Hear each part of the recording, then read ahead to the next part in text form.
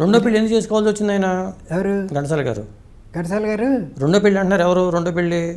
సరళ గారు అని చెప్పి అంటే 35 18 రామానుజ స్ట్రీట్ అవడంగా విడుదల పోషణలో ఉన్నారు.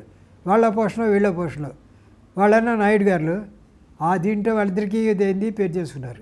ఎవరెవరు పెళ్లి చేసినారు ఒకసారి చెప్పండి నాకు. ఘంటసాల గారా పెళ్లి చేసుకుంది? ఘంటసాల గారికి ఇద్దరు భార్యలా? ఇద్దరు భార్య. బయటికి ఇద్దరు భార్యలు తెలియదు. పబ్లిక్ భార్య అన్నా సావిత్రి గారు, రెండోనేమన్నా ఆవిడే. అట్లాగా? రెండో ఆవిడకి కూడా పిల్లలు ఉన్నారు. ఎంతమంది ఉన్నారు వాళ్ళకి? రవి, శంకర్, మీరా. ఓకే. పెద్దవాడైనా రవి, రెండోవాడు శంకర్, మూడో అమ్మాయినే మీరా. మరి మీ చెల్లెలు అబ్జెక్ట్ చేయలేదా పెళ్లి చేసుకుంటుంటే? అబ్జెక్ట్ చేయలే.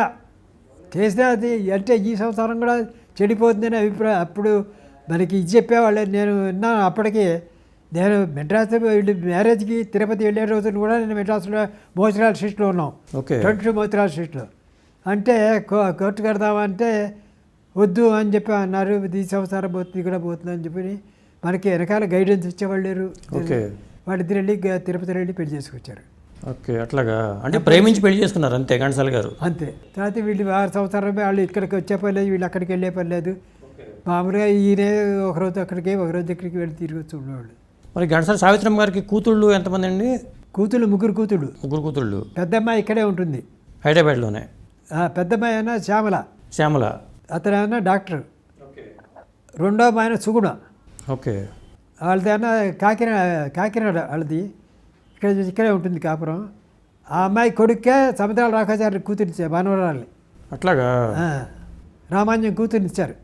మరి సినిమా ఫీల్డ్లో ఇంకెవరున్నారు సెటిల్ అయిన వాళ్ళు ఈ ఫ్యామిలీలో? వీళ్ళ ఫ్యామిలీలో అందరూ తెలిసిన వాళ్ళే. అంతా రత్నకుమార్ గారు డబ్బింగ్ చెప్పేవాళ్ళు, విజయ్ కుమార్ గారు వీళ్ళందరూ ఉండేవాళ్ళు కదా దాంట్లోనే. ఈ మొదటి భార్యకి సంబంధించిన వాళ్ళు ఎవరు లేరండి సినిమా ఫీల్డ్లో? అమ్మాయి ఉంది, అంటే ఘంటసాల గారి మనవరాలు ఉంది. ఎవరు?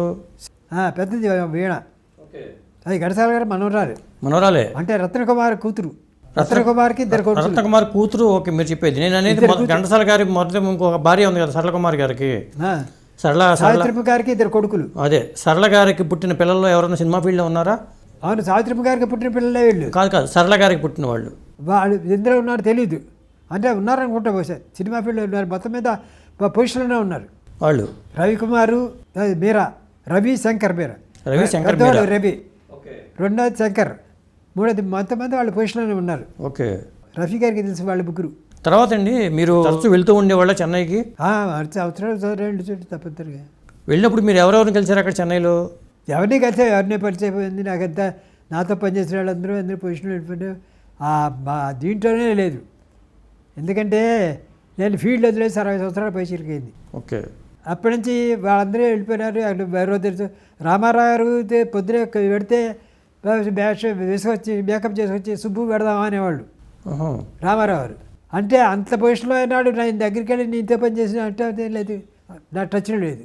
ఫీల్డ్లో అంతకుముందు టచ్లో ఉన్న వాళ్ళందరూ కూడా ఎవరు టచ్ లేదు. 60 సంవత్సరాలు నేను ఫీల్డ్ నుంచి లేను. ఎవరండి మీరా అనే దీంట్లో తప్పితే అందుకని ఎవరి దగ్గరికి వెళ్ళాలంటే నాకు అవసరం లేదు. ఒకళ్ళ సహాయ సంపత్తులు నాకు అవసరం లేకపోయింది. ఓకే. అంటే నా కిందే 200 బత్తా ధాన్యం వస్తుంది, ఈ రోజుకి వస్తుంది నాకు. అట్లాగా? విశ్వనాథ్ గారే పెదపులివారు. ఇప్పుడు కె విశ్వనాథ్ గారికి మీకు పరిచయం అక్కడ? పెదపులివారే వారిది. కె విశ్వనాథ్ గారిది మీ ఊరే? మీ ఊరే. అంటే ఇదేమన్నా శివాలయం కళ్యాణ మండపం, ఇదేమన్నా విశ్వనాథం గారి ఇల్లు. ఇది శివాలయం పక్క ఇల్లే నాది.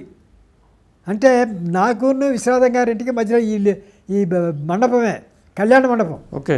ఆ చిన్నప్పుడు 5-6 సంవత్సరాలు వయసు 7 సంవత్సరాల వయసు వచ్చాక అక్కడే ఉన్నారు విశ్వనాథం గారు. ఓకే. విశ్వనాథం గారి ఫాదర్ సుబ్రహ్మణ్యం గారు వాహిని డిస్ట్రిబ్యూటర్ మేనేజర్గా పనిచేస్తున్నాడు బెజవాడలో. తర్వాత అన్న వీళ్ళు బెజవాడ కాపురం వెళ్ళిపోయినారు. మరి కె విశ్వనాథ్ గారు ఎట్లా వెళ్ళారు ఇండస్ట్రీకి? ఎట్లా వెళ్ళారంటే వీళ్ళు దీంట్లో పనిచేస్తుండేవాళ్ళు వాహిని డిస్ట్రిబ్యూటర్ కంపెనీలో. అప్పుడు ఏమన్నా విశ్వనాథం గారికి డిగ్రీ అయింది. విఎన్ రెడ్డి గారితో, కేవీ రెడ్డి గారితో వీళ్ళకి పరిచయం. అంటే డిస్ట్రిబ్యూటర్ కంపెనీ మేనేజర్గా ఉన్నారు కాబట్టి ఆయనకి వాళ్ళతో టచ్ ఉండేది. అవును, ఉంటుంది సార్. ఇట్లా బిఎన్ రెడ్డి గారితో ఇట్లా ఉన్నాడు అంటే మన దాంట్లో చేస్తపోయినారు అన్నాడు. ఆయన సౌండ్ డిపార్ట్మెంట్లో ఫస్ట్ అసిస్టెంట్గా చేరాడు. అట్లాగా? విశ్వనాథం గారు. నేను అప్పుడే కొత్తగా అందులో ప్రొడక్షన్లో చేరాడు. నేను దీనిగా ఎడుతుంటే ఆయన కేబుల్ చేస్తుండేవాడు విశ్వనాథం గారు. అంటే సౌండ్ డిపార్ట్మెంట్లో ఫస్ట్ తర్వాత ఏమన్నా ఆయన అద్దె వచ్చి అది అందులో మానేశారు. మన రామాంజం కూడా అందులో సీనియర్గా పనిచేశాడు సౌండ్ డిపార్ట్మెంట్లో. ఓకే. రామాంజం గారు వీళ్ళందరూ ఆ ద్వారా అంటే బిఎన్ రెడ్డి గారి ద్వారా వాళ్ళందరూ ఇద్దరు ఈ విశ్వనాథం గారు కానీ రామాంజం కానీ సినిమా ఫీల్డ్లోకి రావడానికి అవకాశం అయింది. అట్లాగా.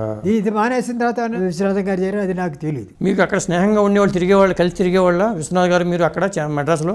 బెటర్ ఎప్పుడో ఒకసారి రేరు. ఊళ్ళో మాత్రం కలిసి తిరిగేవాళ్ళ? ఆ కూడా చిన్నపిల్లప్పుడు ఏముంది అంత అడిగి అక్కడ పడి వాళ్ళు వాడు 7 సంవత్సరాలు ఎప్పుడో వెళ్ళిపోయినాడు. అంతకుముందు చదువుకోవడం ఆడుకోవడం తప్పితే అంత పెద్ద పరిచయం లేదు అప్పటికి. ఓకే. తర్వాత వచ్చినప్పుడు ఏదైనా వస్తే ఏ అన్నయ్య అని ఇప్పటికే పెడితే ఏ అన్నయ్య అని పెట్టాడు, ఏ రసభారావు అంటాడు. ఇప్పటికీ అదే టచ్లో ఉన్నాం. మొన్న మధ్యన కూడా ఆయన 4 కిలోలు వెండి ఇచ్చి అమ్మవారికి నాకు వెండి కిరీటం చేయించారు. వాళ్ళ అబ్బాయి వస్తుంటారు, 2 నెలల క్రితం కూడా వచ్చి వెళ్ళాడు వాళ్ళ అబ్బాయి. ఓకే. ఇలాంటి ఇంట్రెస్టింగ్ వీడియోస్ కోసం తప్పకుండా మా ఛానల్ని సబ్స్క్రైబ్ చేయండి.